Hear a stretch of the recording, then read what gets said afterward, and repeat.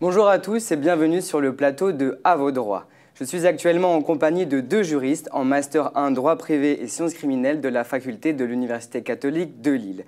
Bonjour Léonie et Malvina. Bonjour Louis. Bonjour Vous avez étudié pendant votre mémoire de fin d'études les différents aspects sur l'investissement locatif des époux. Amélie nous rejoindra en cours d'émission, elle prendra part à notre discussion. L'investissement locatif est un produit immobilier présenté pour les époux, qu'ils soient célibataires ou mariés.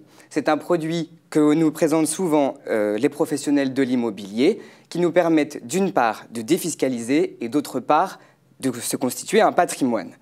C'est un produit vendu par les professionnels, comme vous venez de le dire, qui constitue un bon placement et qui est géré le plus souvent par les personnes eux-mêmes ou alors par un mandataire qui va venir gérer votre bien. Dans le cadre de cette émission, nous allons donc nous intéresser tout d'abord sur les effets de l'investissement locatif par les époux, mais aux conséquences que cela peut avoir. Tout d'abord, pouvez-vous expliquer à nos internautes, Léonie, en quoi consiste l'investissement locatif ? L'investissement immobilier locatif constitue dans le fait d'acheter un bien mobilier dans le but de le louer pendant un certain temps. Ainsi, un contrat de bail va être conclu entre un propriétaire et un locataire. Très bien. Cet investissement est un sujet qui intéresse de nombreux couples mariés. En matière d'investissement, environ 70% des Français investissent dans l'immobilier. Cela permet d'accroître le patrimoine, comme vous l'avez dit, oui. Et également et surtout facteur et créateur de richesse. Nous l'avons vu, les rendements de l'assurance vie ces derniers temps sont très bas. Il est préférable d'investir dans de l'immobilier. Alors la question qu'on peut se poser, c'est quelles sont les principales motivations qui poussent les époux à investir ? Les principales motivations des investisseurs sont la volonté de payer moins d'impôts, de disposer d'un revenu complémentaire à la retraite et de se constituer un patrimoine à moindre coût, puisque le remboursement du prêt sera pris en grande partie en charge par les loyers. L'accroissement du patrimoine n'est donc pas négligeable pour les époux, puisque cela permet de réduire ses impôts. En effet, l'investissement locatif est utile pour des raisons économiques pour l'État, qui subventionne depuis plusieurs années maintenant par des crédits immobiliers le marché immobilier et qui permet ainsi de développer ce que l'on appelle les logements dits à basse consommation d'énergie et qui sont donc à moindre coût pour le locataire. Il y a donc un avantage pour l'État puisque les époux investissent et en même temps ils répondent à une demande en logement qui est forte. Comment est-il possible alors pour ces époux de financer ce bien ? Plusieurs options s'offrent aux époux. Ils ont tout d'abord la possibilité de le financer par des deniers propres, comme par exemple l'argent qui est reçu d'une succession, ou plus généralement, comme c'est le cas, à crédit. Et c'est à ce moment-là qu'apparaît le principe de l'effet du levier du crédit. Donc l'effet de levier du crédit, c'est ce qui permet d'augmenter rapidement le patrimoine des époux. Pour faire simple, l'utilisation du levier de l'endettement va permettre d'augmenter la capacité d'investissement des époux dans l'immobilier. Alors, est-ce qu'il y a des avantages fiscaux à investir dans l'immobilier ? Oui, tout à fait, Louis. Il existe des avantages fiscaux à investir dans l'immobilier. La législation actuelle, elle prévoit justement que les époux puissent bénéficier de réductions d'impôts dans le cadre de dispositifs fiscaux qui sont étalés sur certains délais. Cependant, cette réduction d'impôt est soumise à un plafonnement du loyer, c'est-à-dire que pendant toute la durée où le dispositif fiscal est applicable, les époux ne pourront pas augmenter le loyer. Toutefois, les époux pourront décider de l'augmenter une fois que les époux auront choisi de sortir du dispositif fiscal, c'est-à-dire ils pourront augmenter leur loyer, mais à condition que ça soit prévu dans un cadre bien défini par la loi. Par ailleurs, il existe un autre avantage qui est d'investir par la création d'une société civile immobilière, plus couramment appelée SCI. Et cette SCI, elle constitue un bon outil de gestion du patrimoine pour les époux, mais pas seulement, puisqu'elle permet également d'être utilisée pour les familles afin de réduire les droits de mutation qui seront dus aux héritiers lors de la succession.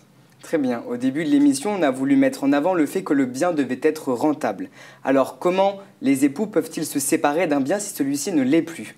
Ce bien doit être rentable pour les époux dès son acquisition. Très bien. Ainsi, s'il ne l'est pas, les époux pourront opter pour la vente. En cas de vente des propriétaires, le locataire bénéficie d'un droit de préemption pour acquérir le logement.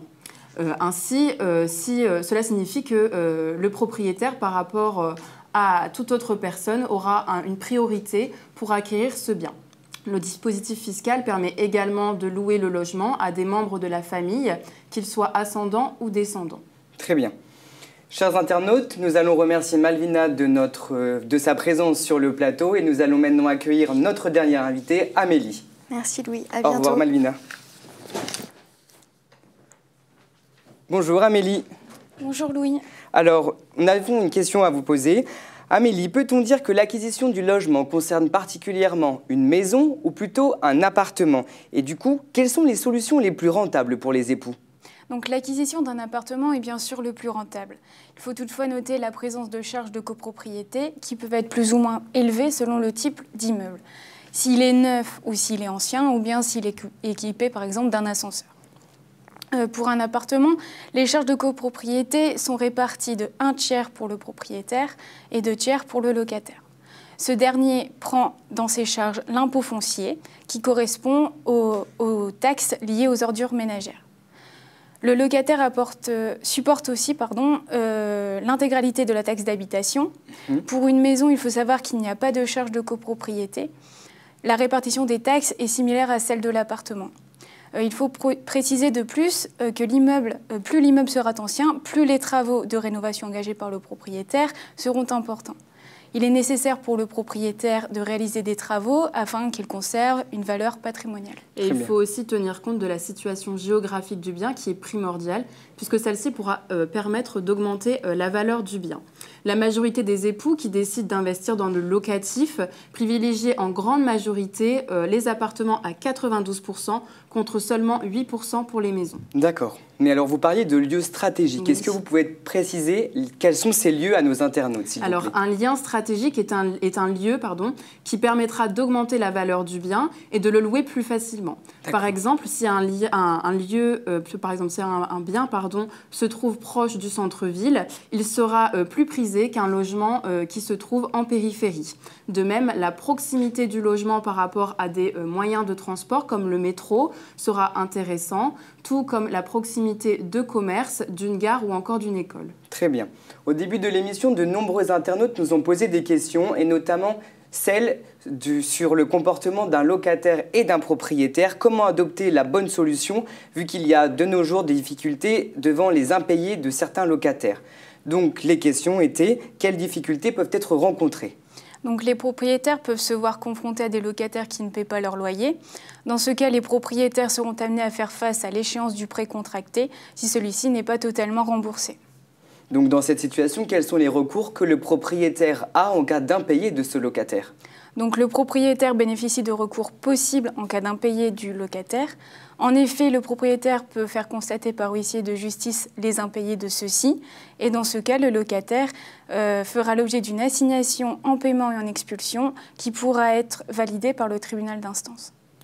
Cependant, en période hivernale dite de trêve hivernale, aucune expulsion ne peut être réalisée par le huissier. Si par exemple un locataire a à sa charge un enfant ou plusieurs, ou s'il est seul, celui-ci ne pourra pas être expulsé dans la période du 1er novembre au 31 mars. Très bien. Eh bien, écoutez, merci à toutes les trois pour cette présentation éclairée de l'investissement locatif. Merci à vous de nous avoir reçus. Alors, on peut faire un petit topo. On va rappeler que l'investissement locatif est un bien patrimonial qui permet de défiscaliser, mais également de se constituer un patrimoine. Néanmoins, certaines difficultés peuvent être rencontrées vis-à-vis des propriétaires et des locataires, mais il reste notamment une valeur sûre sur le marché actuellement. Je vous remercie et je vous dis à bientôt pour une nouvelle émission de À vos droits.